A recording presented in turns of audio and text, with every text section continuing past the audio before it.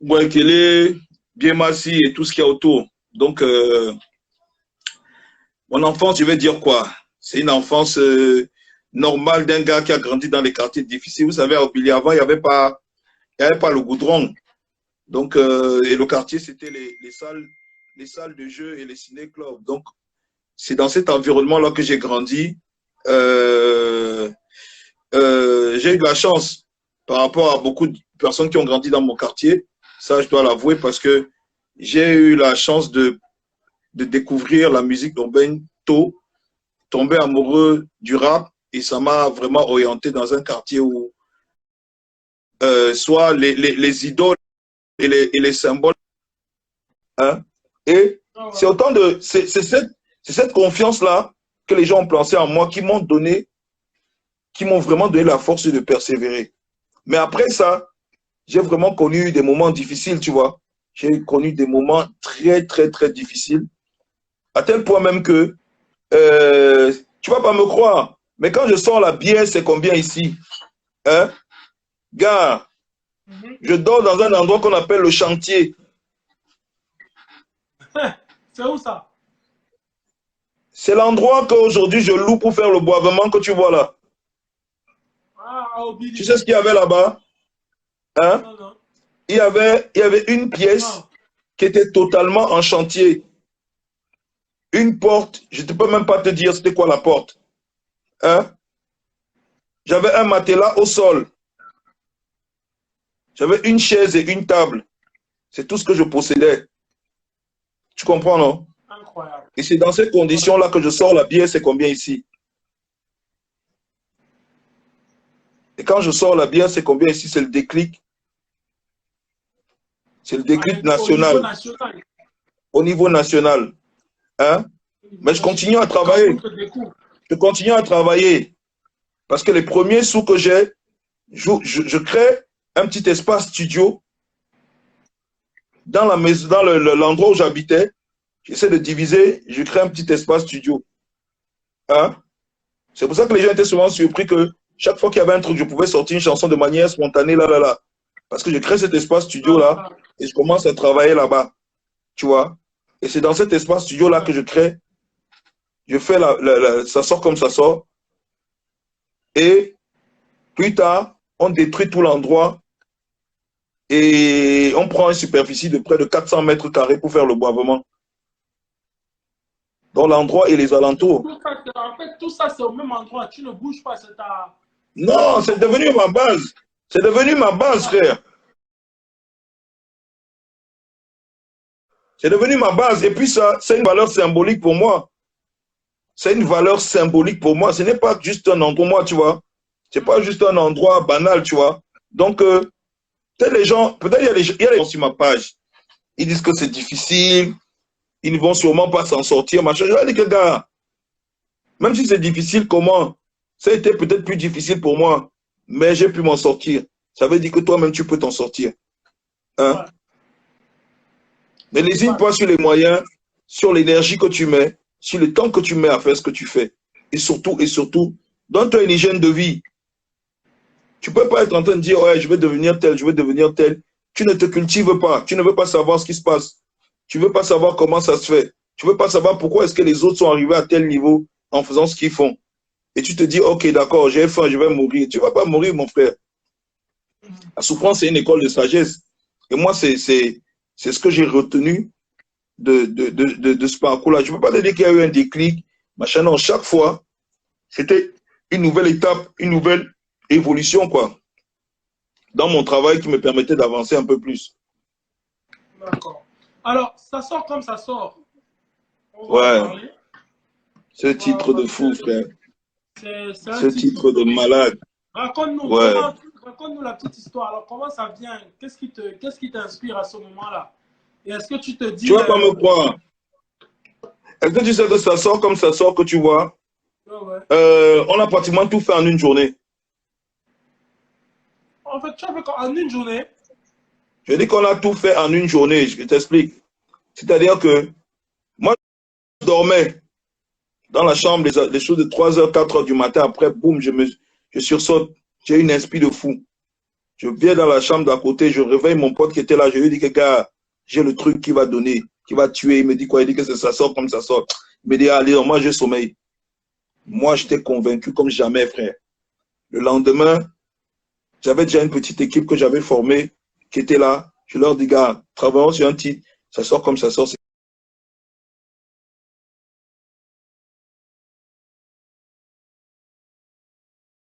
comme ça qu'on va faire. On commence à bosser sur l'instru là, de manière banale comme ça. Pendant qu'on est en train de travailler de vidéos amusantes, c'est un gros comme ça, il danse après. Il a, Exactement. dès au moment, on dit qu'il a déjà cogné, il tombe. Il tombe. Hein? Ouais. Il nous envoie la vidéo. Un gars m'envoie la vidéo, ça me fait tellement rire. J'envoie aux gars, ils sont tellement en train de rire. Pendant qu'on est en train d'enregistrer la chanson, je me dis, merde, c'est même ça le truc. Je vais faire une compilation de chansons, de vidéos amusantes qui sont sur Internet et je vais balancer avec le son. Dis-toi bien que pendant que on est en train de faire les prises et pendant qu'il faisait le mix en studio, moi, je suis allé télécharger les trucs. Moi, j'avais eu fait une petite formation vite fait comme ça sur 2, 3 logiciels de montage. Pendant qu'il était en train de faire ça, moi, j'étais en train de monter la vidéo avec l'instru. Et au final, on a collé le son. Ouais, c'est pour ça que la chanson, c'est apparu comme ça du jour au lendemain. Ça m'a mis 2 jours. Le lendemain, on a publié la chanson sur Internet. On a enregistré le lendemain, on a publié. C'était parti. C'était un truc de malade. 2 mois plus tard, je faisais ma première tournée en Europe. Incroyable. Et la chanson n'a même pas eu du mal à prendre, surtout qu'à Non, l'époque. ça a glissé, c'est passé. C'est passé. Il faut dire qu'avant la chanson, là, j'ai connu une période difficile. Hein. Je ne sais pas, j'ai connu une période difficile, si tu te rappelles. Parce qu'après Alexandre Son dans ton dos, j'ai fait près de 6, 7 mois sans sortir de chanson. Hein. Parce que ce que les gens ne savent pas, c'est qu'après la chanson Alexandre Son dans ton dos, ma mère est décédée. Ma maman était déjà malade depuis de. Elle avait fait près de. Elle était malade depuis plus de 2 ans. Elle avait déjà fait 6 mois paralysée. De la tête aux pieds, tu vois ce que je veux dire. Ouais, ouais. Donc, elle est décédée après la chanson Alexandre Son dans ton dos. Un gros tube Et aussi à l'époque. vas-y, c'était un gros tube. Et après, je ne sais pas, c'était un choc. Et je n'ai pas pu sortir. Je n'arrivais plus à bosser, tu vois. J'ai dû faire 8 mois comme ça sans pouvoir même faire un truc. Après, il y a eu un enchaînement de fous. Fouiller, fouiller, l'argent, c'est l'argent. Et ça sort comme ça sort le même mois. Et c'était parti. Il y a YouTube, moi, tu ne le sors pas. Non. Ouais, mais ça, c'était avant. C'était avant Alexandre Son dans ton dos, ça. Donc, voilà. Donc, c'est ça un peu le truc avec ça sort comme ça sort. Et comme par enchantement, bam, ça sort comme ça sort, c'était parti. Ça tournait partout. Dis-toi bien que j'étais couché dans la chambre, j'entendais ça dans tous les bars du Cameroun. C'était un truc de fou sur Internet. 2 mois plus tard, je faisais ma première tournée à l'international. 2 mois plus tard, j'avais plus de 25 dates. C'est comme ça que je rencontre Moussa Soumbounou qui est devenu le directeur, l'ancien directeur de Universal Africa, qui m'arrange cette tournée, qui est mon tour manager en ce moment-là. Ah, c'est Moussa qui a fait ta... Mais c'était Moussa. C'était un deal entre Patou et Bongué et Moussa Soumbounou. C'était le premier truc et c'est comme ça que je le rencontre, c'est comme ça qu'on échange et c'est comme ça que, voilà. Et je fais ma première tournée, boum, boum, bim, bam, je me retrouve sur l'île de la Réunion. Je ne connaissais même pas la valeur de l'euro, frère. Hein? C'était ta première là, ça sort comme ça sort. Et puis comme moi j'étais un malade, je ne donnais pas une minute, tu vois.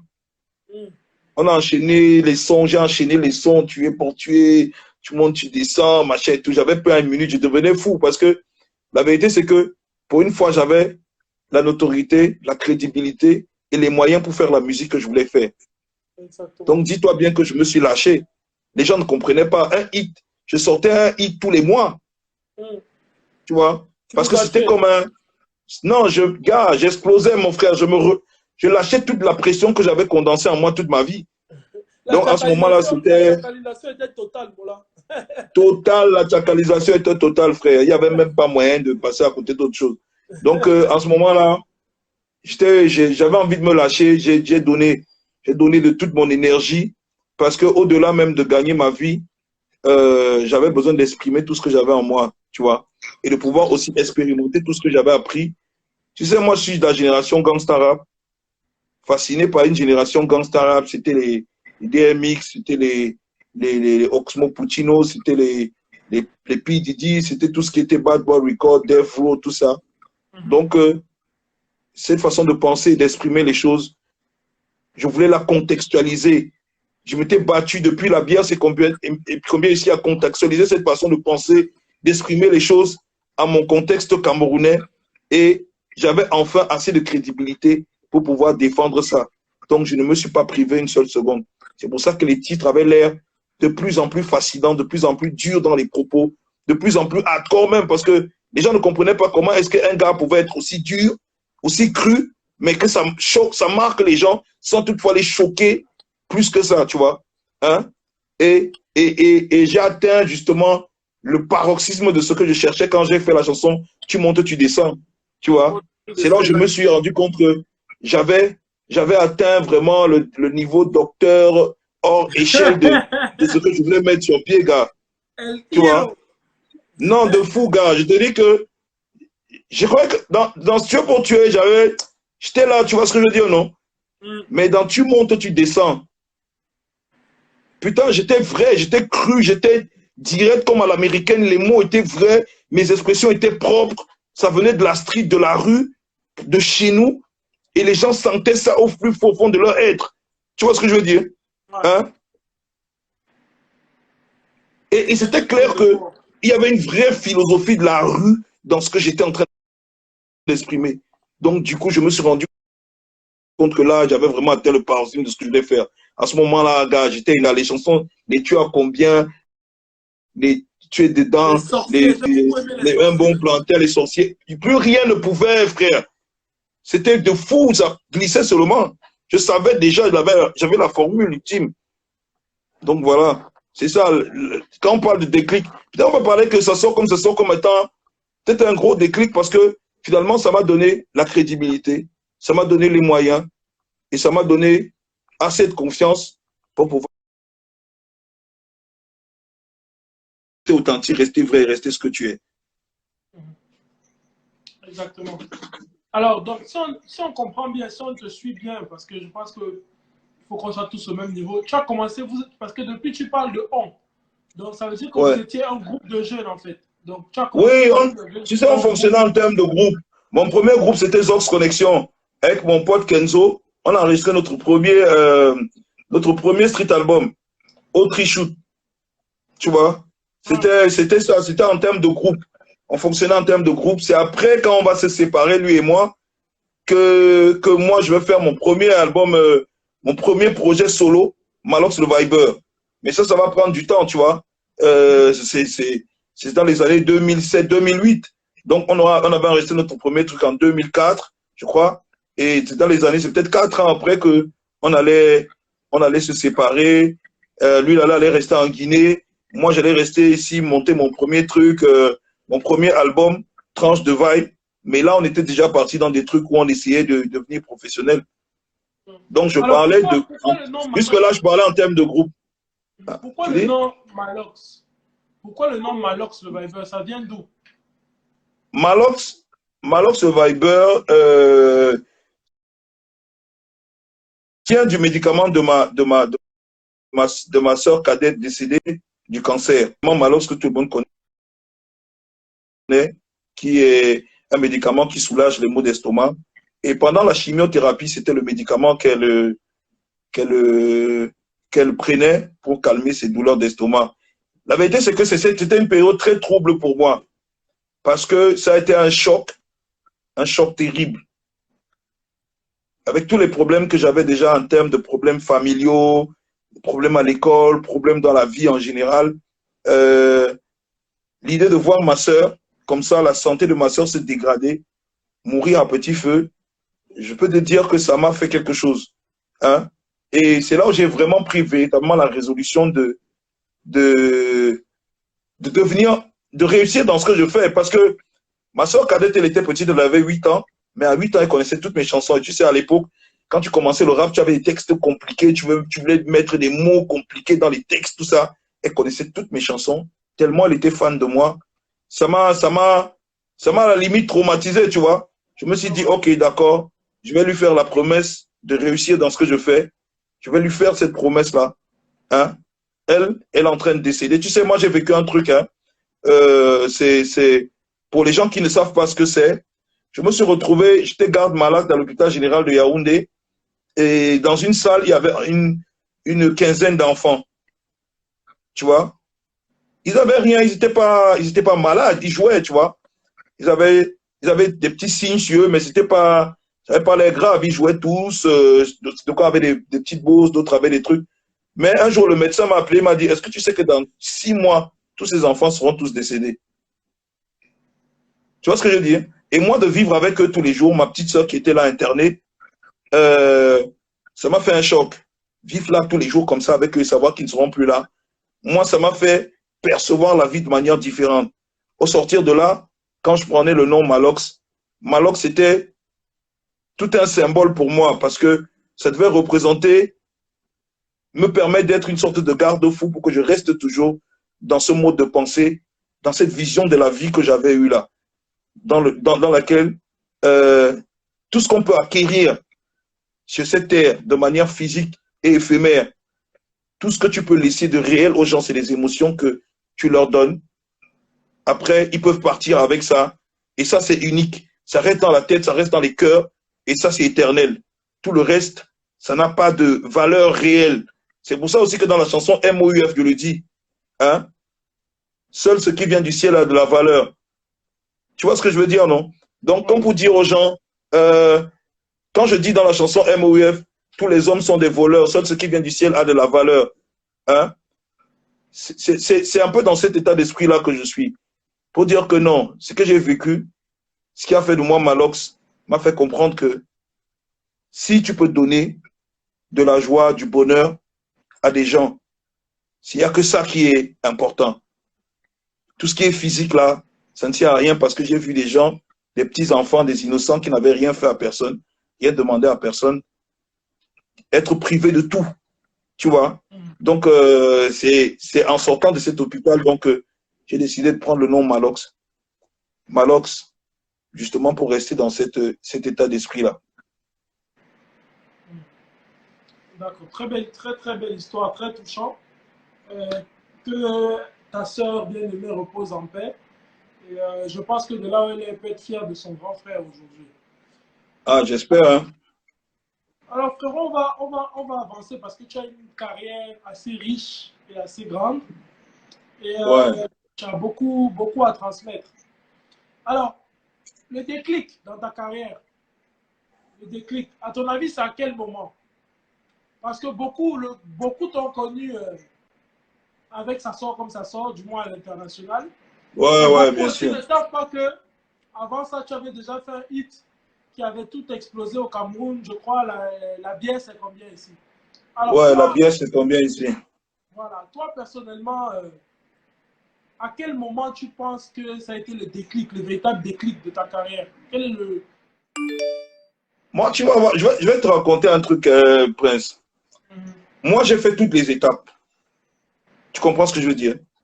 C'est-à-dire que, comme on dit que de star de la chambre à star du quartier, star de la ville, star du pays, pour être aujourd'hui une star sur le continent. Je comprends. Moi, les gens m'ont découvert à chaque moment avec une nouvelle façon de m'exprimer, à travers un nouveau titre qui m'a élevé à un autre niveau de ma carrière. Tu vois? Moi, avant, la bière, c'est combien ici? Dans bien Massi, il y a une des 6e périphérie, tout le monde me connaissait déjà avec le son du ghetto. Les chansons comme le son du ghetto, traumatisé, que j'avais fait en feat à l'époque avec Kopo, tout le monde me connaissait déjà dans la zone. Tu vois? Ouais, J'avais ouais. déjà fait des concerts à guichet fermé où il y avait des centaines de gens. Tout le monde me connaissait dans la zone. Tu vois ce que je veux dire, non? Donc, j'ai pris le temps, moi, partir de du premier street album qu'on a fait avec Zost Connection, du premier album que j'ai sorti, Le son du ghetto, pour être connu dans le quartier, prendre le temps d'être connu dans la ville. Hein? Et quand j'arrive avec la bière, c'est combien ici? Ça me donne une expression un peu plus nationale. Le Cameroun se rend compte qu'il y a un gars qui fait que. Tu vois ce que je veux dire, non? Et c'est quand je sors, ça sort comme ça sort, que les gens se disent, ah, il y a le monde se rend compte qu'il y a un gars qui fait un truc. Tu vois ce que je veux dire, non? Il n'y a pas vraiment de déclic proprement dit. Je ne suis pas le gars qui s'est assis à la maison un jour, j'ai eu une inspi comme ça. Hein? Tu vois ce que je veux dire, non? Il y en a dans la musique qui ont fait ça, qui sont restés comme ça. Un jour, bam, il a eu une inspi, il a fait un son. Les gens sont au courant de lui. Après, il est redescendu, boum, il a disparu. Tu vois? C'était pas ça. Moi, c'est pour ça que les gens ne comprennent pas. Quand ils me demandent souvent le secret de ma longévité, la longévité, je leur dis, gars, moi, j'ai fait toutes mes classes. Gars, j'ai moi au quartier, mon premier CD, moi, je vais te raconter une histoire de fou. Mon premier CD que je sors, tranche de vibe, hein? Achille Djoumessi se souvient à l'époque. Achille Djoumessi qui est le manager de Minx. Le producteur de Minx. Le producteur de Minx. Hein? Donc, mon premier CD, quand je le sors, totalement en indépendant, je monte mon propre label. Parce qu'après le premier street album, comme je te disais, j'ai essayé déjà de comprendre c'est quoi d'être un professionnel, comment ça marche, comment ça fonctionne. Je décide parce qu'il n'y a pas de producteur de rap, il n'y a personne qui se met derrière le rap pour dire machin et tout. Je décide de monter mon propre label, Zone de Rap. Hein, et d'être produit comme un artiste de mon propre label. Donc, je sors dans l'album Tranche de Vibe. Voilà, je sors dans l'album Tranche de Vibe. Hein, tu vois, je commence à vendre des CD. J'ai vendu les CD dans la rue, même propre CD. Hein, je vendais mon CD, tu vas rire, mais je te dis que je vendais mon CD à 2500. Hein? 2500 quand les autres étaient à 1500. Je vendais mon CD. Mon frère, j'étais tellement fort issu de moi. Je vendais mon CD à 2500. Je vendais au moins une vingtaine de CD par jour. Et je vais te raconter une petite anecdote. Tout ce que j'ai dans ma vie, c'est la musique qui m'a donné. Mon premier CD, je n'avais jamais, quand j'ai sorti mon premier CD, je n'avais jamais porté une chaussure neuve. Je n'avais jamais porté une chaussure neuve. Mon premier CD, après la première semaine de sortie du premier CD, je suis sorti, je suis allé à la boutique de Momo, il se rappelle, au rond-point express, bien massi. Je suis allé là-bas, décrocher les cacos, comme on dit souvent. Donc, il y avait une team, j'ai fait tomber la team. Il y avait les galériennes, là, j'ai pris. Il y avait des pots de pêche, machin et tout. Tu vois ce que je veux dire, non?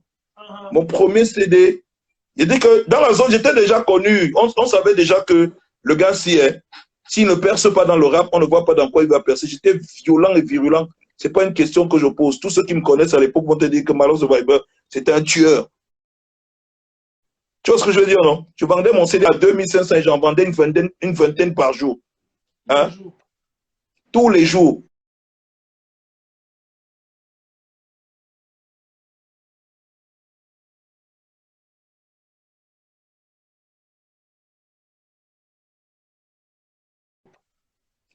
Et tout ça, bientôt les clés et tout. Donc, j'ai fait une partie de mon secondaire au lycée, lycée d'Aquanor, 4e, 3e.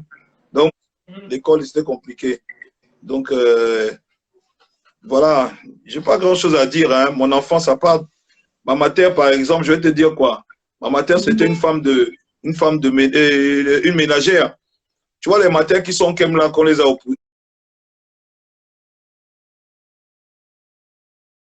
épousés au village, nos patères malhonnêtes comme ils étaient, ils sont venus épouser nos matères au village, les ramener ici en ville. Hein? Et tout ce qu'elle faisait nous impliquait, tu vois. Ma mère a tout fait. Elle avait une boutique au marché de Biémassi, donc forcément, on devait être vendre à la boutique. Elle a vendu les beignets. Elle a fait le poisson braisé. Donc, dis-toi bien que tout ce que la matière faisait, elle nous impliquait dedans. C'est bien parce qu'aujourd'hui, je me rends compte que ça nous a permis d'être assez spontané et avoir l'esprit débrouillard dans tout ce qu'on entreprend. Donc, moi, mon enfance, je peux dire que c'est l'enfance normale d'un gars qui a grandi dans les quartiers difficiles. Donc, c'était ça, en fait. Et finalement, alors à l'école, comment ça s'est passé? Tu as continué? L'école était dure, mon frère. L'école était dure. Je ne suis même pas allé. Je n'ai même pas le BPC. Je rigole. À chaque fois que tu ouvres la bouche, on se dit, mais ce mec est dans Non, non. Tu sais pourquoi j'aime pas trop parler de mon parcours scolaire. Tu sais pourquoi? Parce que moi, dans ma vie, je me suis toujours heurté à un problème en général. Et je crois, dans l'environnement où j'étais, on voulait toujours essayer de mesurer la capacité des gens à accomplir des choses, des grandes choses dans la vie en fonction de leur parcours scolaire. Pourtant, j'étais face à des gens bien, des gens souvent bien, des gens qui avaient des bonnes idées, des gens qui avaient du courage et de l'ambition, mais parce que souvent, ils n'avaient pas fait un long parcours scolaire, hein, ils avaient cette frustration-là qui les bloquait, qui les empêchait d'avancer, tu vois. Donc, du coup, moi qui ai pu percer dans la musique urbaine, le rap en particulier, tu vois, hein, je ne veux pas transmettre parce que je suis devenu aujourd'hui, malgré moi, un symbole et un exemple pour beaucoup de jeunes. Je ne veux pas être aujourd'hui celui qui accentue cette frustration-là en parlant. Parce qu'après, les gens vont dire, l'école, c'est bien, tu vois. Moi, je me dis, l'école, c'est bien, hein, mais l'école de la vie, c'est mieux, tu vois. Moi, je me préfère me dire, voilà, de l'école de la vie, moi, je suis un docteur de l'école de la vie. Le reste, là, je ne veux pas trop rentrer dans les détails de, oui, j'ai fait telle chose. Parce qu'après, ça frustre les gens. Il y a un petit qui va te dire, oui, je n'arrive pas à m'en sortir à l'école, je ne pourrai jamais devenir comme Malox parce que je n'ai pas tel ou tel diplôme. Et ça devient une frustration. Moi, j'ai eu la chance d'avoir certains diplômes, tu vois, d'aller à l'école, d'avoir certains diplômes. Ça, c'est de la chance que j'ai eue. Hein? Mais en réalité, je vais te dire, en réalité, ce qui m'a vraiment aidé dans la vie, ce n'était pas ces diplômes-là, tu vois. C'était cette capacité à pouvoir côtoyer un type de personnes qui m'ont montré comment pouvoir intégrer des groupes sociaux, hein, tout en restant moi-même. Et je crois que c'est ça la plus grande leçon. Il faut que les jeunes, les plus petits, je veux dire, soient capables de comprendre que le plus important, ce n'est pas le nombre de diplômes que tu as, hein, mais c'est ta capacité à pouvoir vivre avec les autres, tout en restant ce que tu es, à pouvoir intégrer les autres, à se dire, ok, d'accord, je me définis en tant que telle ou telle personne, tel personnage, et pouvoir intégrer la société, les autres groupes sociaux, et pouvoir exister grâce à ça. Donc, c'est pour ça que j'aime pas trop mettre l'accent là-dessus, en fait. D'accord, d'accord. Mais c'est important qu'on en parle parce que c'est Bien quand même sûr, bien sûr, des bien questions sûr, qui... bien sûr. Tu sais, chaque artiste a son approche, hein. Hein? Mon but à moi, hein, mon approche à moi, c'est de dire tout le monde peut réussir. Tout le monde, dans tout ce que tu entreprends, tu peux réussir. Hein? Le tout, c'est d'être capable d'observer et d'analyser toutes les situations qui sont proches de toi, qui se présentent à toi. Savoir saisir les bonnes opportunités, hein? Observer, analyser et saisir les bonnes opportunités. Pour moi, c'est ça. Hein? Moi, je ne veux pas mettre l'accent sur autre chose. Moi, je ne parle même pas en particulier de la musique, hein, je parle de tout dans la vie. Pour moi, j'ai vu des gens échouer avec toutes les armes. Ils avaient toutes les armes pour réussir, ils ont échoué. Pourtant, j'ai vu des gens réussir alors que tout ce qui était face à eux concourait à leur échec. Tu vois? Donc, du coup, moi, ma leçon à moi, c'est de dire aux gens, vous êtes capable de réussir. Vous êtes capable de réussir dans tout ce que vous entreprenez, tout ce que vous entreprenez, du moment que vous avez la capacité d'observer, d'analyser et de pouvoir saisir les bonnes opportunités au bon moment, vous pouvez réussir dans tout ce que vous faites. Exactement. Exactement. D'accord. Alors, c'est bien on ait passé cette étape-là de ta vie. Alors, Ouais. le Viber, déjà, pourquoi le surnom Malox le Viber? Je vais poser question à deux volets. Pourquoi le surnom Malox le Viber? Et puis, tes premiers pas dans la musique, comment ça se passe? Qu'est-ce qui t'attire vers ce domaine-là? Moi, j'ai toujours été en contact avec la musique parce que ma mère avait un bar. Comme je disais, ma mère a tout fait. Elle a vendu le poisson, les beignets, elle avait la boutique, ma mère avait un bar. Hein? Elle avait un bar dans le quartier, à Biemassi, et nous, on allait chaque week-end, on était un peu comme les DJ du bar. Mon grand frère et moi, on était un peu comme les DJ du bar. Donc, on était là-bas. À l'époque, ce n'était pas les vinyles, machin, c'était les cassettes. Tu vois ce que je veux dire, non? Donc, il y avait les cassettes, il y avait les amplis, recto, verto, les lecteurs, là, les lecteurs avec double face, machin et tout. Donc, on allait au bar, on essayait de faire des sortes de mix le week-end quand elle se reposait. Donc, je peux dire que c'est à ce moment-là que j'entre véritablement en contact avec la musique, tu vois, où je commence à comprendre l'intérêt qu'il y a ajuster tel son avec tel autre, voir l'impact réel que telle chanson pouvait avoir sur tel ou tel type de public. Donc, c'est à ce moment-là que j'entre vraiment en contact avec la musique. Et c'est aussi à ce moment-là que je découvre véritablement le rap. Parce que le rap, je veux dire, il y avait de la musique, mais il y a un ami à mon grand frère qui est venu. Une fois, je me rappelle, les premières cassettes de rap qu'il a apportées, c'était un mix de tout. Hein. Il y avait tout dedans. Il y avait du MC Solar, il y avait du Fugees, il y avait du IAM, il y avait du Wu-Tang, il y avait tout dans la cassette. Tu vois ce que je veux dire? Je découvre le style, ça me marque, j'écoute, je me rapproche de la chose, je commence véritablement à me rapprocher de la chose. Non, les histoires des rappeurs, ça me parlait, tu vois. On est en quelle année? Les histoires des rappeurs, ça me parlait. Au moment où moi je découvre le rap, c'est une période un peu difficile dans ma vie parce que, tu vois, comme je t'expliquais au début que les parents avant, tu vois, il partait prendre Sanga au village. Tu vois ce que je veux dire, non? Il part prendre Sanga, il amène ici à Yaoundé, lui il mène sa vie, il ne gère pas les stress de la vieille, et tout ça, au final, ça a créé un certain nombre de tensions. Et tu sais, quand les parents sont en tension comme ça, c'est les enfants qui subissent, le retour. Il y avait ça qu'on ressentait en particulier tout le temps et tout. Et les histoires de rappeurs me rapprochaient de cette histoire-là parce que ça me rapprochait de mon histoire, ça me rapprochait de ma réalité quotidienne, ça me rapprochait de la réalité quotidienne, ne pas souvent avoir l'assiette pleine, ne pas avoir les opportunités que les autres gosses de riches. Donc du coup, les réalités sociales que je vivais étaient plus proches de ce que les rappeurs français essayaient d'exprimer dans leurs chansons. Et c'est où le rap a commencé à me parler profondément. Et au final, j'ai le style. Allô? Est-ce que je t'entends pas là? Tu as à peu près quel âge à ce moment-là? Je ne t'entends pas du tout. Est-ce que tu m'entends là? Pas du tout. Allô? Toi aussi, mets la connexion là, mon frère. Il y a quoi, non? Allô? Oui. Tu m'entends maintenant? Toi aussi, mets la connexion, non, père? Tu me as? Je ne t'entends pas, ça tourne dans le vide là. Moi, je t'entends magnifique.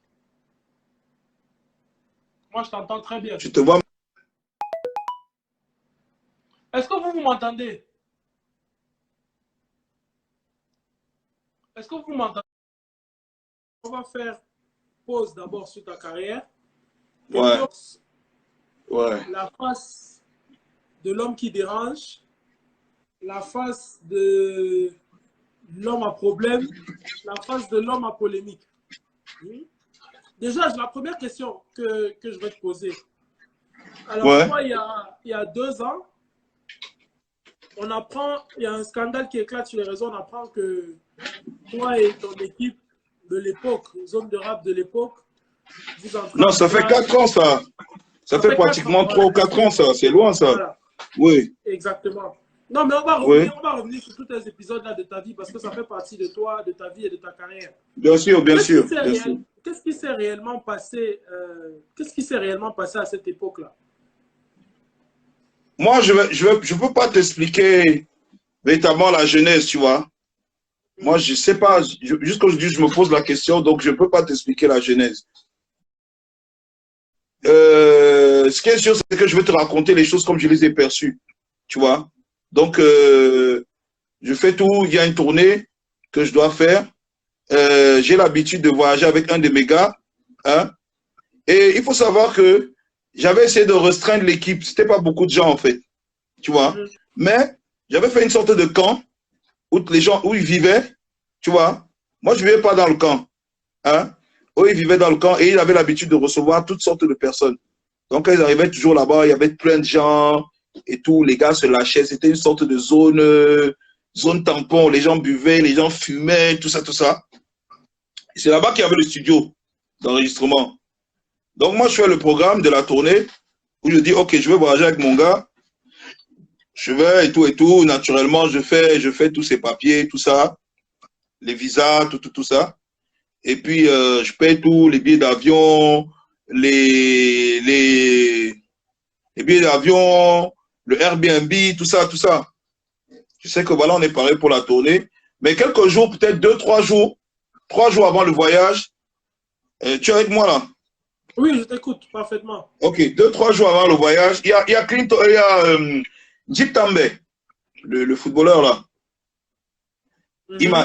Il fait appel à moi. Il me dit, ouais, gars, je suis de retour au pays, tout ça, tout ça. Tu es mon type, tu es mon artiste. Gars, je veux passer du temps. Il faut que, comme je suis là, gars, il faut qu'on jongle les alcools. Je t'invite à Boya. Hein? Je dis qu'il n'y a pas de problème. Je prends mon gars avec qui je vais voyager. Je le mets dans le truc, dans l'avion. Papa, vite fait, on est à Douala, on est à Boya. Hein?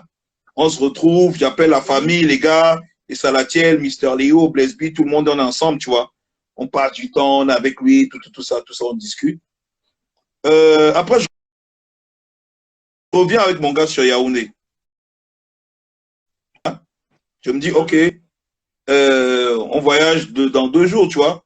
Vas-y, voilà l'argent, paye tel truc. Après, même les t-shirts avec parce qu'à l'époque, je crois que c'était un bon plantain qui était sorti. Le t-shirt qu'on vendait, c'était la mamie de Congrès.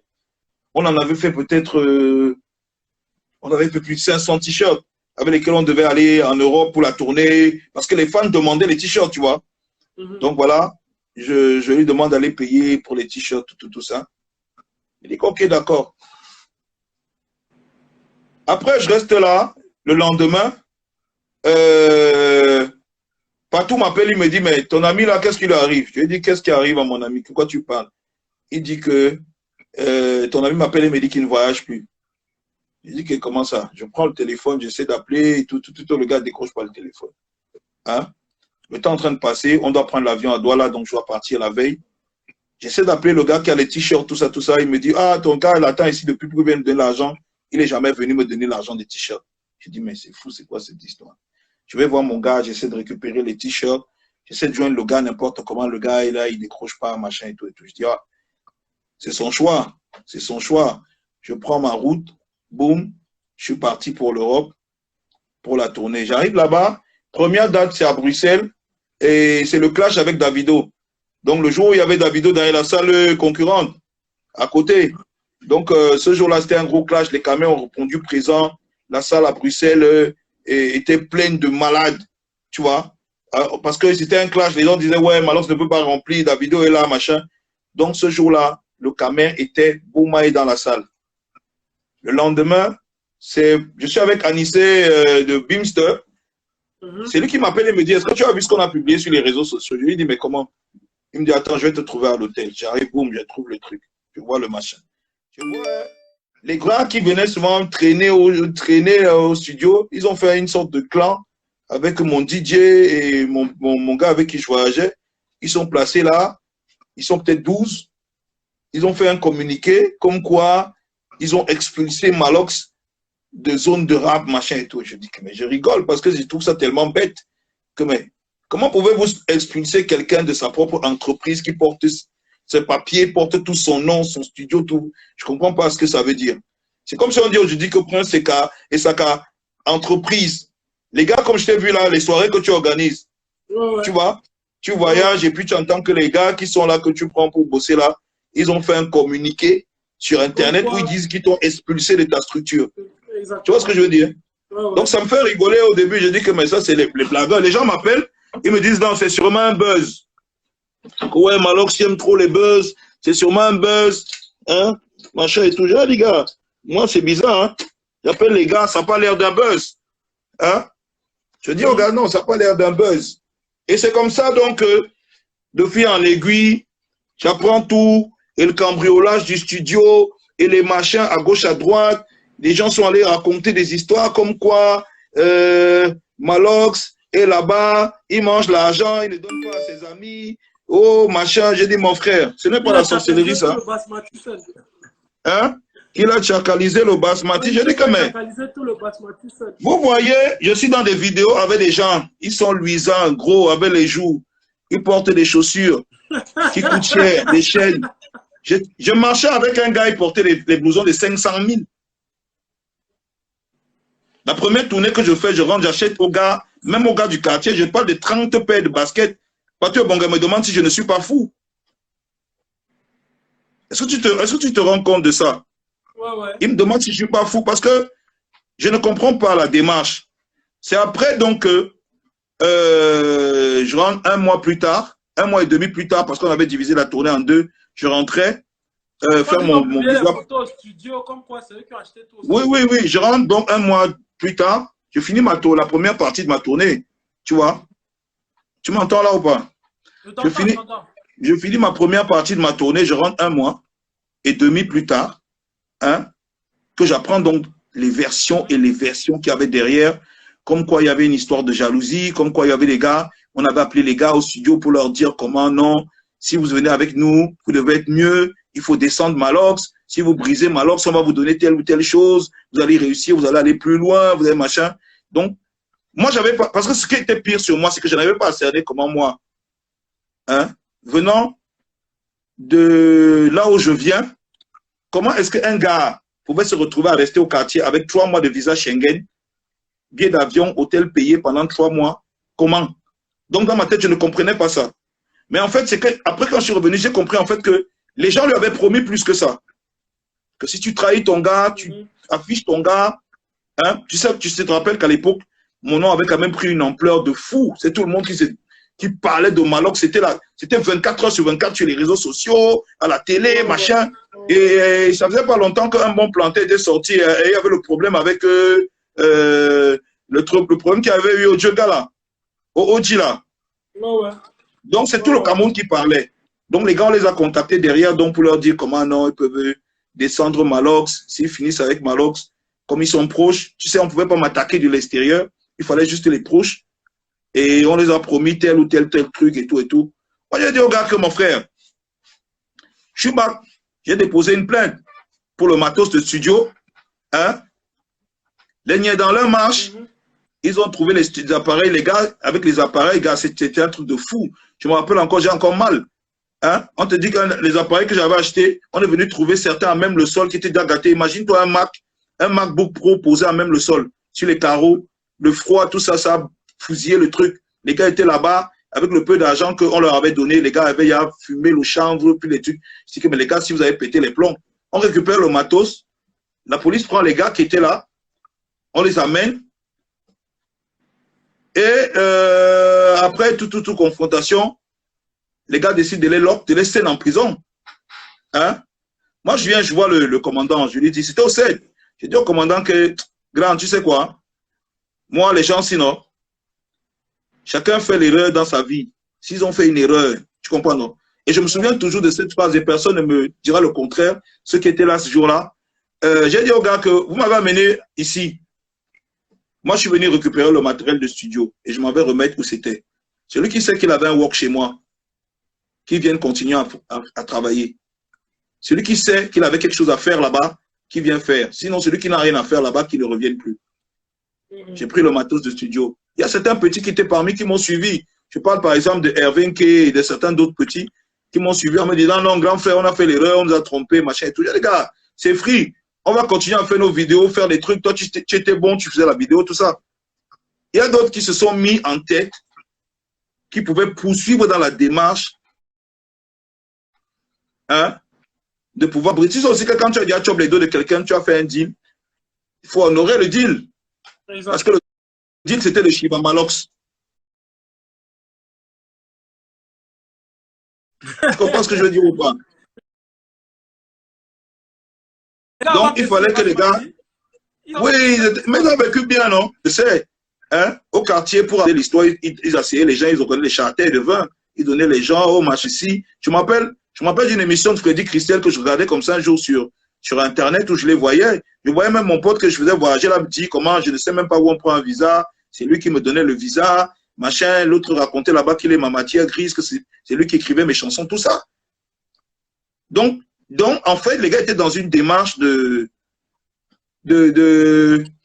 comment dire, oui, de diffamation, tu vois, de diffamation. Et moi, j'ai même pas tenu compte de ça. Quand je suis allé récupérer le matin, j'ai dit au gars, regarde, celui qui a fait l'erreur, qui sait que gars, il a un truc à continuer, qu'on continue. S'il ne peut pas, il laisse. Et je suis rentré faire mon truc. Après, bon, J'ai vu les gars dans des démarches de diffamation qui continuaient sur Internet, machin. Mais tu sais que bon, quand tu fais maintenant la diffamation et que tu n'as plus l'argent pour diffamer, pour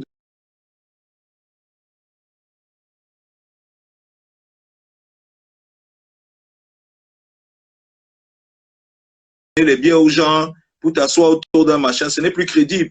Et surtout que le temps passe. Les gens se rendent, tu nous as sorti. Comment tu fais? Hein? Et ah, ça va, carrière va finir. Oh, ça va s'arrêter. Oh, machin, vous avez raison, machin. Mais comment ça se fait-il qu'il remplit le palais des sports? Mais comment tu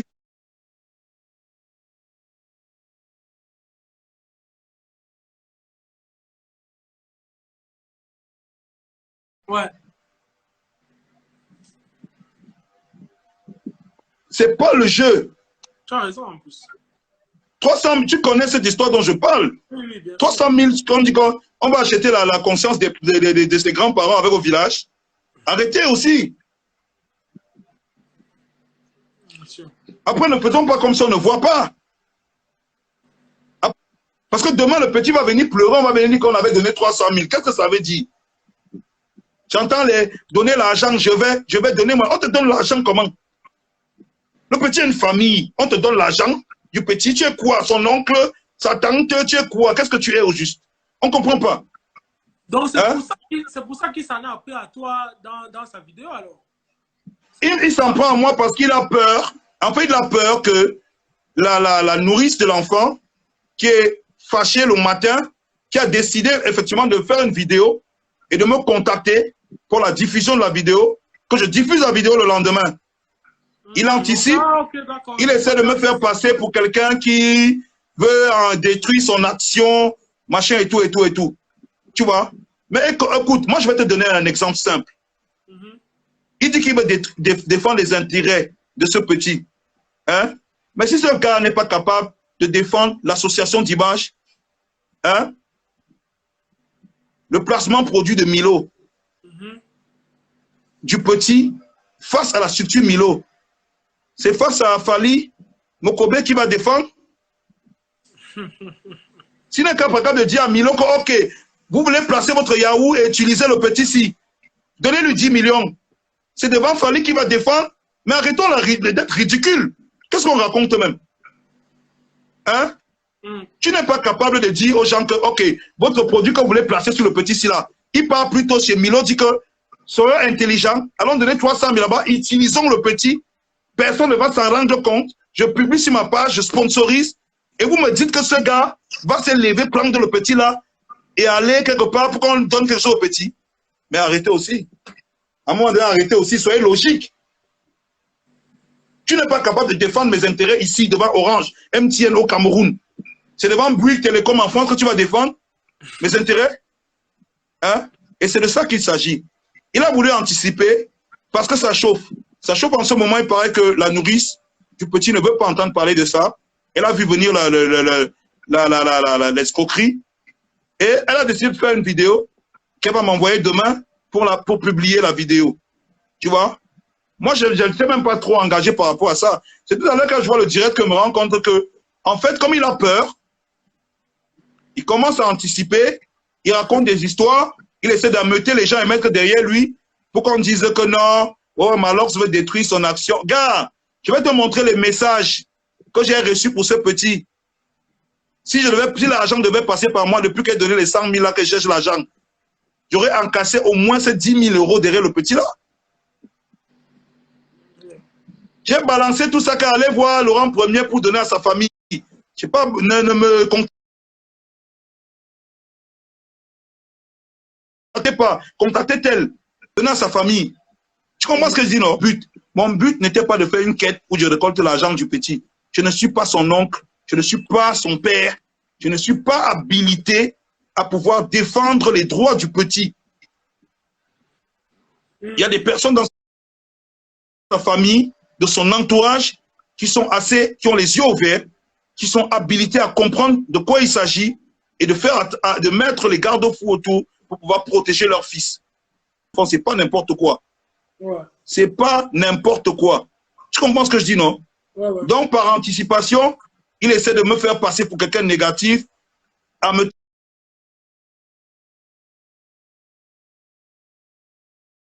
La troisième. Ouais.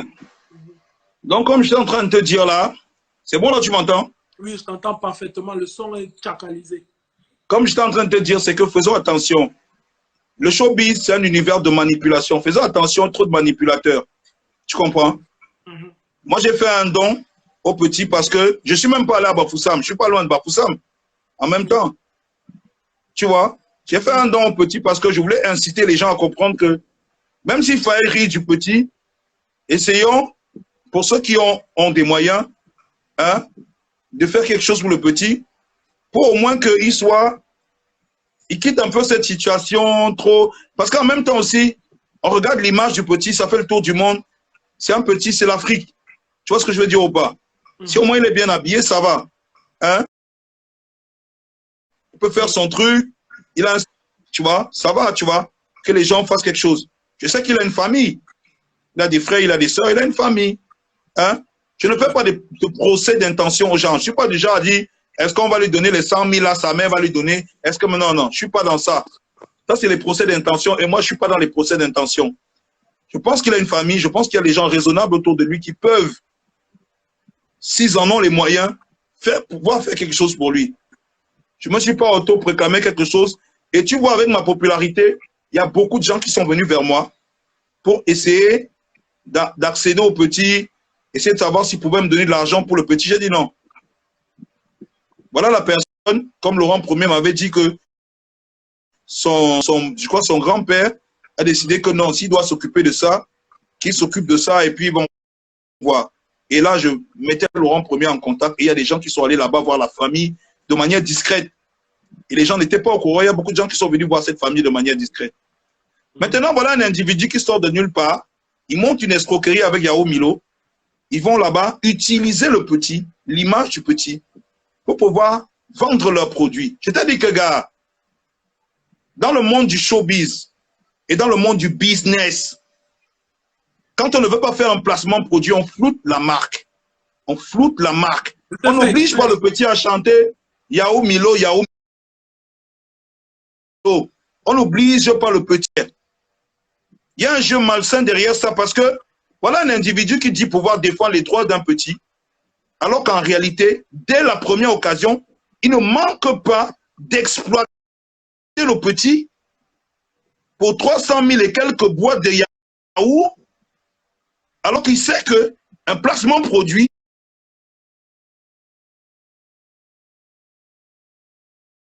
avec une association d'images comme ça, c'est dans les 10 millions, voire plus minimum. Hein. Tu comprends? Donc, il dit que faites attention. Maintenant, parce que la nourrice est fâchée, elle dit qu'elle va faire une vidéo. Le bon monsieur s'élève par anticipation, il improvise en direct. Il n'avait jamais prévu ça. Il improvise. Pourquoi il a improvisé le direct? Je ne sais pas, justement. Parce qu'il faut qu'il se justifie avant que ça ne pète. Moi, je dis, depuis là, j'ai l'impression que depuis qu'on a lancé le TCN Show, tout le monde veut faire les directs maintenant. Bref. Non, mais écoute, il improvise en direct. Ce n'était même pas à l'ordre du jour aujourd'hui de notre discussion. Puisqu'on en parle, on en parle. Moi, tu vois, on discutait tout à l'heure, moi, ça ne me venait même pas à l'esprit. Parce que ce que je suis en train de dire, pour toute personne qui a un certain bon sens, c'est tout à fait logique. Ça tombe sous le sens. Hein, que ce mec, dont on ne connaît qui. Je crois qu'on l'a découvert avec Grand Barack. Je ne sais pas ça. Mais je dis que c'est qui? Toi, tu es un vieux du showbiz, c'est qui? Sors d'où? C'est quoi le truc? Expliquez-nous parce qu'on ne comprend pas. Qu'est-ce qu'il essaie de faire? Qu'est-ce qu'il a déjà fait? Il a quoi? Il est qui? A-t-il une famille lui-même? Parce qu'à un moment donné, c'est toutes ces responsabilités-là dont on est en train de parler. On va prendre un enfant, on va te confier, va avec lui faire ce que tu veux. Non, on ne peut pas. Hein? Maintenant, par anticipation, parce qu'il a peur de retomber, il se lève, il veut monter une cabale anti-Malox pour que tout le monde se lève et dise oui, Malox a tort quand je publie la vidéo demain. Non, mon frère. Mais non. Mon frère aussi. Il faut qu'on arrête, on parle d'un enfant là. On parle d'un enfant. Vous croyez que je suis allé là-bas, on m'a donné 20 millions chez Orange simplement parce que je suis monté sur scène chanter? Il y a beaucoup de choses qui interviennent. Il y a beaucoup de choses qui interviennent dans les discussions. Association d'image, placement, produit, c'est quelque chose. Ne rigolez pas. Yeah. Tu prends une vidéo comme ça, tu mets sur Internet, elle est vue plus de 100 000 fois. Elle est vue plus de 100 000 fois. Incroyable. 100 000. Mais non, mais qu'est-ce que tu crois? Et dans la vidéo, je vois ce qu'il fait. Il dit, rapprochez la caméra du produit qu'ils veulent placer. Et il demande, il exige que le petit chante Yao Milo, Yao Milo. Il sait ce qu'il fait. Est-ce qu'il est dupe? Ils sont en train d'exploiter le petit, ouvertement. Et quelqu'un comme ça, c'est à lui que vous voulez confier l'avenir de cet enfant. Puisqu'il demande aux gens d'envoyer l'argent, envoyer l'argent. Mais non. C'est tout à fait très compliqué. Il n'y a même rien de complexe dedans. C'est des escroqueries qu'il y a dans le showbiz.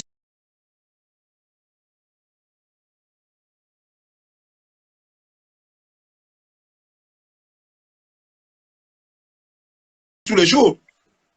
Il y a plein de gens qui ont signé des trucs sans savoir. On va au village, terminé. Merci de nous avoir édifié, Malox, parce qu'on ne comprenait pas. Non, c'est tellement évident pour quelqu'un. Tous ceux qui sont véritablement dans le business, ils ont compris qu'on peut lui faire confiance et lui donner de l'argent. Et les gens vont lui donner de l'argent. Mais ce qui est ridicule, c'est que je vais nous demander que, mais, si ces véritables intérêts de ce petit face à une structure qui paie des millions comme machin Milo,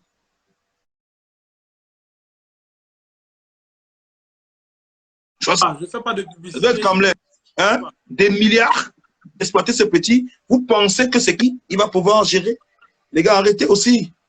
Arrêtez. Le gars a montré son visage très tôt. Maintenant, le matin, moi j'ai dit que gars, ça me dérange. Diffuse l'appel que tu as fait le matin. La vérité, c'est qu'il appelle le matin pour me menacer. Il veut me faire croire qu'il connaît les gens, machin. Tu sais, les gars qui sont un peu efféminés dans le showbiz, tout ça.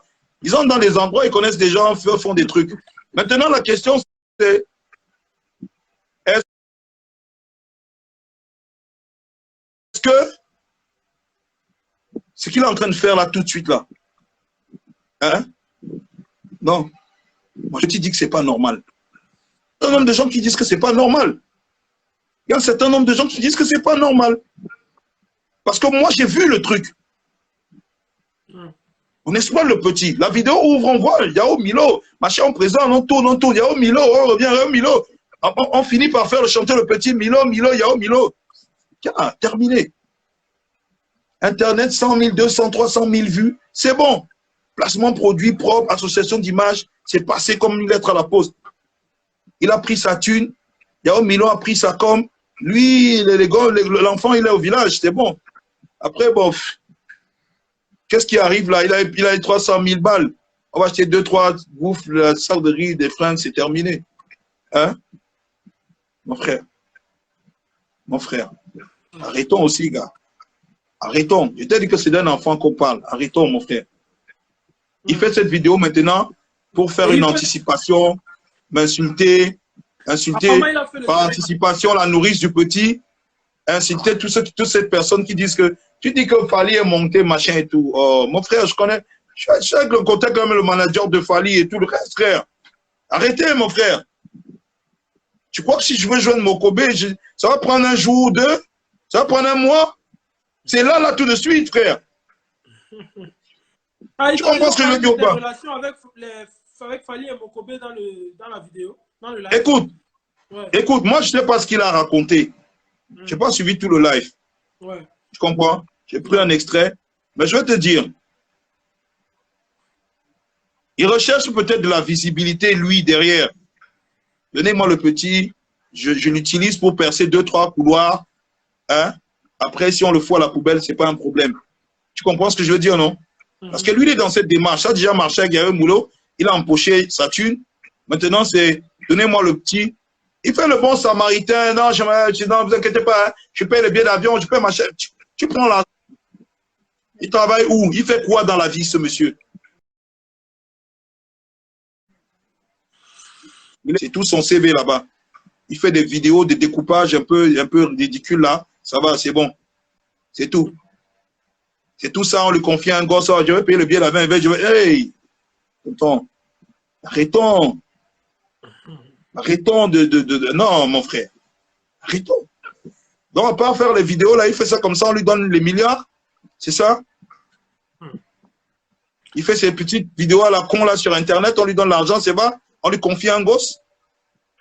Maintenant, il va utiliser le petit pour percer 2-3 couloirs, c'est ça? Gars, mon frère. C'est pour ça que l'histoire là, moi, j'ai vu ça comme ça. Au début, j'ai même voulu faire un direct. Après, je me suis dit, ok, je vais donner trop d'importance.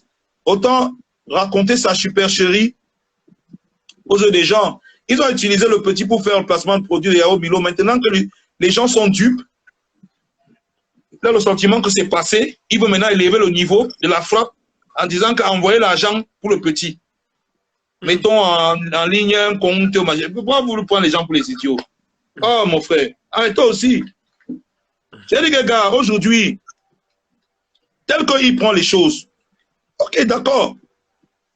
Moi, je n'ai pas de problème. Hein. S'il faut mettre un avocat pour lire ce qu'ils ont fait avec Milo d'abord, pour commencer, le contrat qu'il a avec Milo et le petit, pour commencer, pour que l'avocat lise ce contrat. Et que s'il n'y a pas de contrat, tu comprends ce que je veux dire?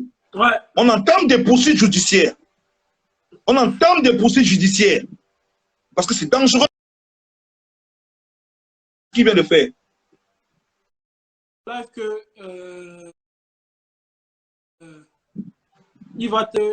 ce que j'ai lu là, qu'il va te porter plainte et tout ça. Là. Non, mais il peut porter plainte. Est-ce que c'est parce que tu es le premier arrivé au tribunal que tu gagnes, mon frère? Il y a une expression qui dit que c'est même pas le premier arrivé à Bamenda qui parle l'anglais. Tu comprends ce que je veux dire, non? Ouais. Hein? Donc, non, il peut porter plainte. Moi, ça ne me dérange pas. J'estime que s'il veut porter plainte, ce serait une très bonne chose qu'il porte plainte et qu'on fasse même avec le petit Yao Milo pour utilisation, pour association d'images et machin. Tu comprends ce que je veux dire ou pas? Donc ça, c'est le petit babadage. Je vais. Mais toujours est-il que le petit a besoin qu'on défende ses intérêts. Il est très important. S'il s'agit de grosses sommes, il s'agit d'associations d'images, ce petit, il n'y a que des idiots, des anarchistes pour aider le petit.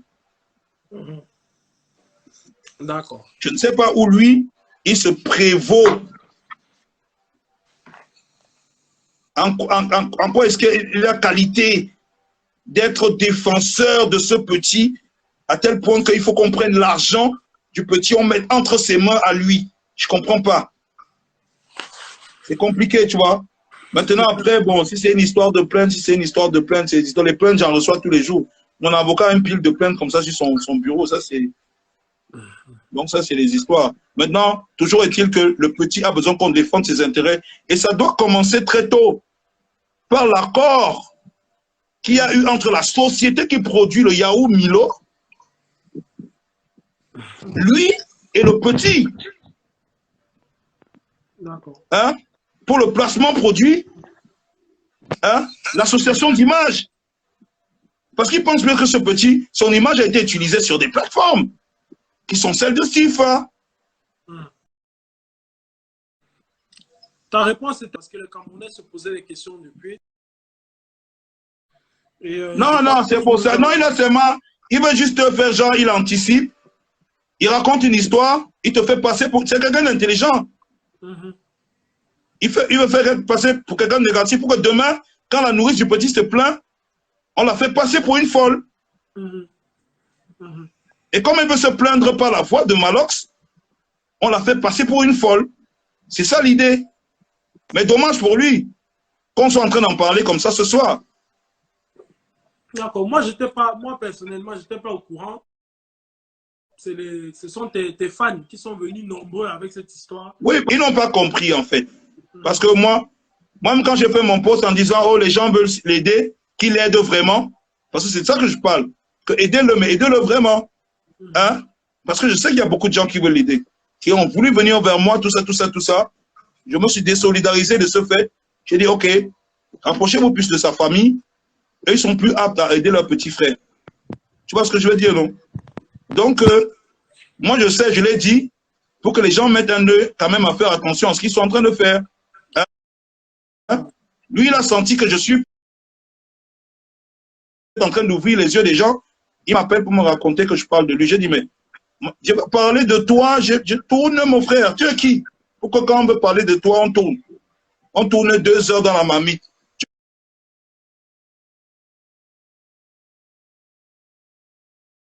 es qui?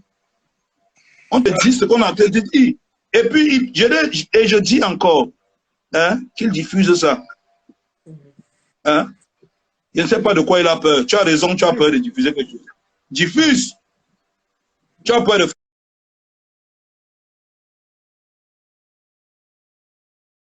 faire quoi? Diffuse, non? En tout cas. On n'a pas encore au bout du tunnel avec ces histoires. Les gars sont prêts à tout pour réussir.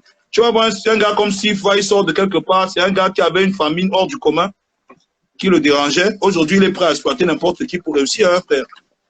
Il est prêt à exploiter. Parce qu'ils sont allés chez Undermix Arrangement faire des chansons.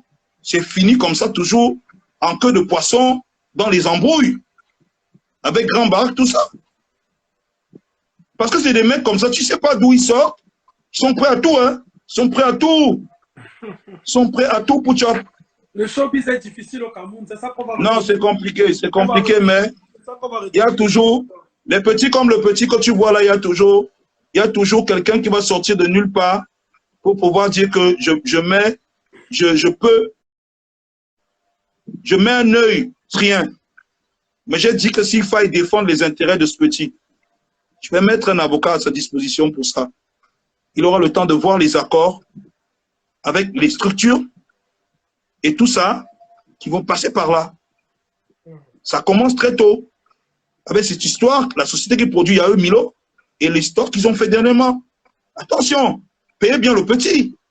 Même si vous voulez le faire, payez-le à la hauteur de ce qu'il a fait.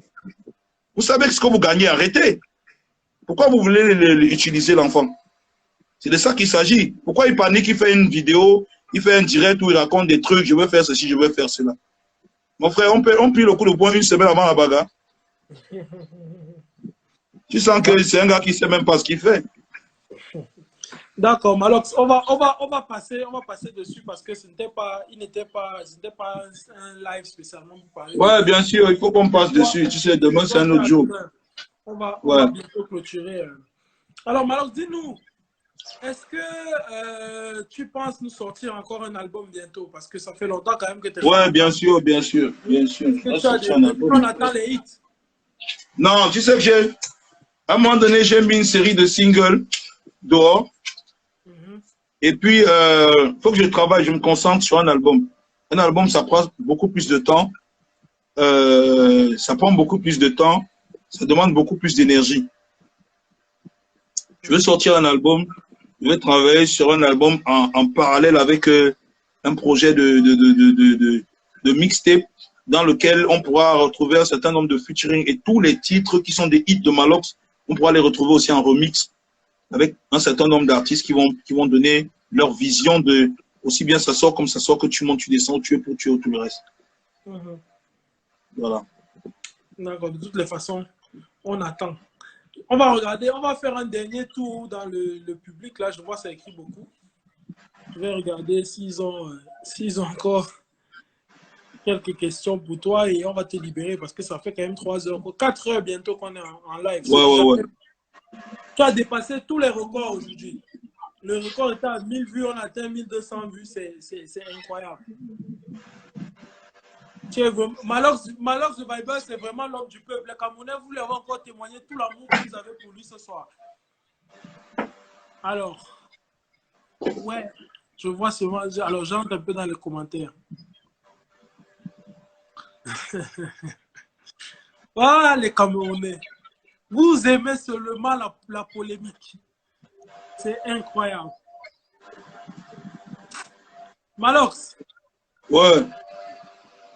En gros, parce que je regarde depuis, c'est la même chose qui vient là.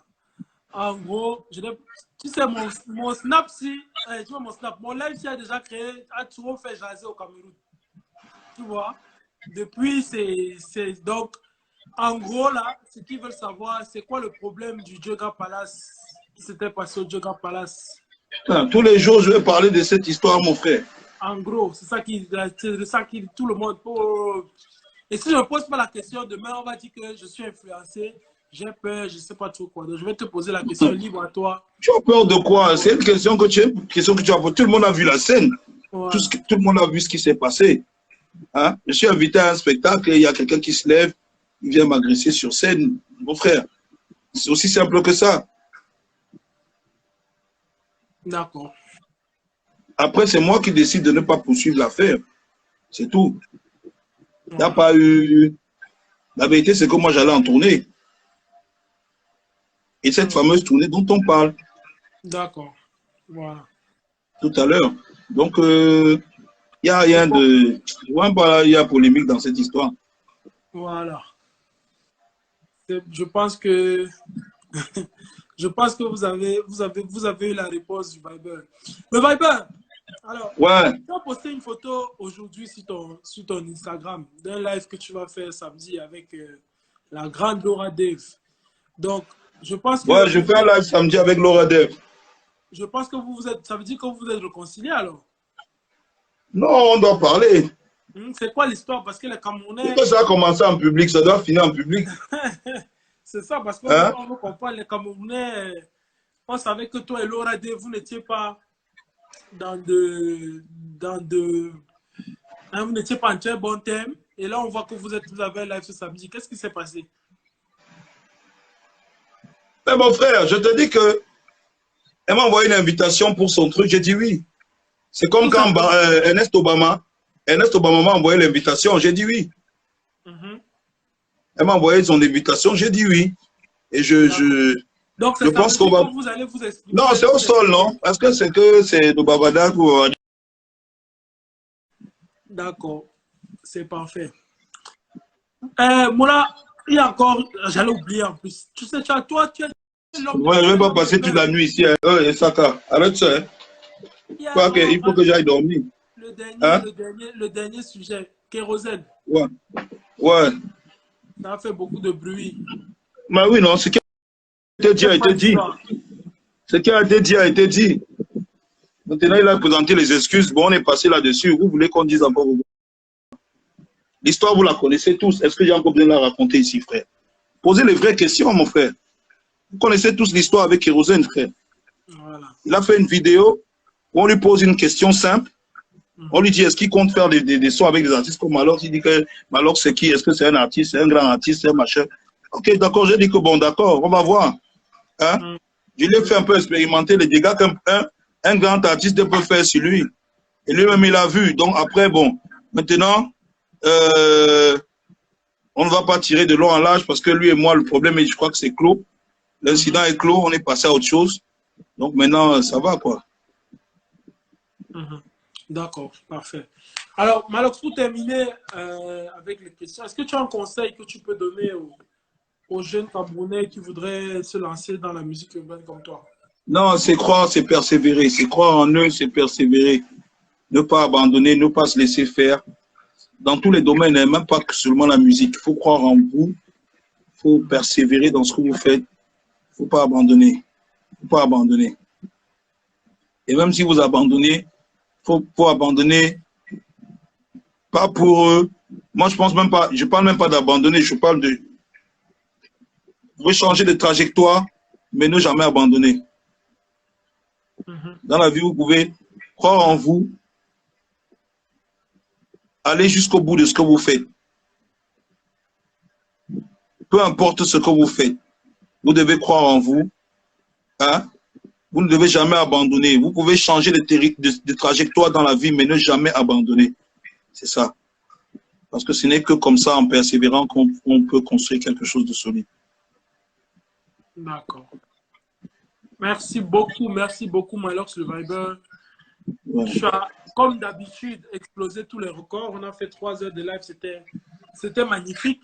Je pense que demain, le live, comme d'habitude, parce que c'est devenu le travail des gens ici. J'invite mes invités, j'invite mes gens. Ils viennent recopier les vidéos et ils mettent sur YouTube avec leur nom partout, comme si c'est eux qui ont fait le travail. Mais bon, ici, c'est la compétence. Oh ouais. Alors, la dernière articulation, tu vas nous faire une action pour nous dire au revoir quand même. Est-ce qu'on peut avoir un extrait d'une chanson que Malox, une chanson camerounaise que Malox aime beaucoup?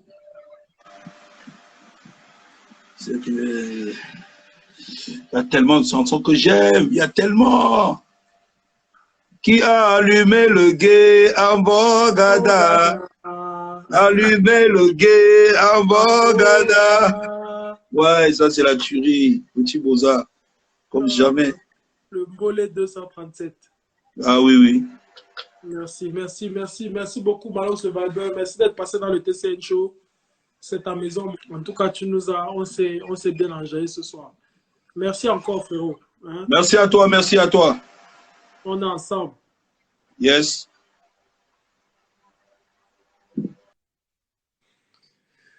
Voilà, mesdames et messieurs, c'était Malox le Viber.